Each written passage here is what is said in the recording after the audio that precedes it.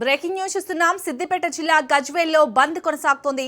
MLA camp office పై కాంగ్రెస్ దాడికి నిరసనగా BRS బంద్ కు పిలుపునిచ్చింది. అయితే ఆర్టీసీ డిపో ఎదుట బీఆర్ఎస్ నేతలు బైఠాయించారు.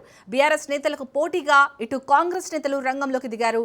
దుకాణాలను తెరిపించేందుకు కాంగ్రెస్ నేతలు ప్రయత్నించారు. పోటాపోటీగా కాంగ్రెస్ బీఆర్ఎస్ నేతలు నినాదాలు చేయడంతో గజ్వేల్లో ఉద్రిక్త పరిస్థితులు నెలకొన్నాయి.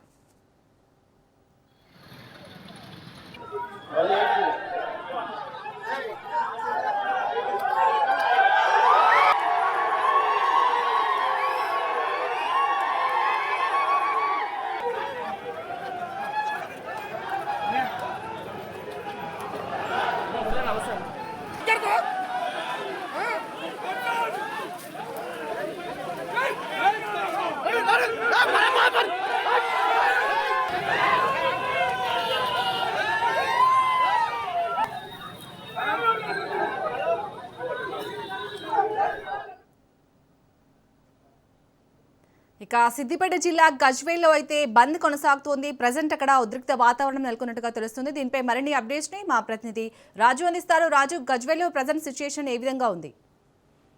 గజ్వేల్లో ఉదయం నుంచి అయితే బంద్ కొనసాగుతుంది. అటు టీఆర్ఎస్ నాయకులు ఉదయం 5 గంటల నుంచే బంద్ పాటిస్తున్నారు.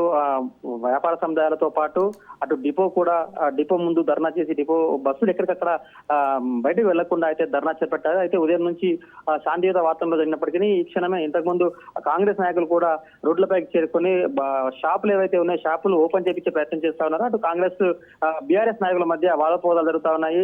ఉద్రిక్త పరిస్థితులు నెలకొన్నాయి. ఒకరిపై ఒకరు నినాదాలు చేసుకుంటూ డౌన్ డౌన్ జేజే అంటూ నినాదాలు చేసుకుంటూ ఒకరికొకరు దూషించుకుంటున్నారు. అయితే ప్రస్తుతానికి పోలీసులు అయితే అక్కడికి చేరుకున్నారు. ఏది ఏమైనప్పటికీ ఘర్షణ వాతావరణం చోటు చేసుకున్న ఉదయం నుంచే పోలీసులు గట్టి బందోబస్తు ఏర్పాటు చేసినప్పటికీ అటు బీఆర్ఎస్ నాయకులు బంద్ పాటిస్తున్నారు. కాంగ్రెస్ నాయకులు ఓపెన్ చేయాలి, షాపులకు అందరికీ కూడా మేము భరోసా ఉన్నాం, తీయాలని చెప్పి బలవంతంగా తీపిచ్చే ప్రయత్నం చేస్తా ఉన్నారు. ప్రస్తుతానికైతే కొంత ఉద్రిక్త పరిస్థితి నెలకొన్నాయి. పోలీసులు పటిష్ట బందోబస్తు ఏర్పాటు చేశారు. టీఆర్ఎస్ నాయకులను అయితే అరెస్ట్ చేశారు. కాంగ్రెస్ నాయకులు అక్కడి నుంచి పంపించే ప్రయత్నం అయితే చేస్తా ఉన్నారు. Right, thank you Raju.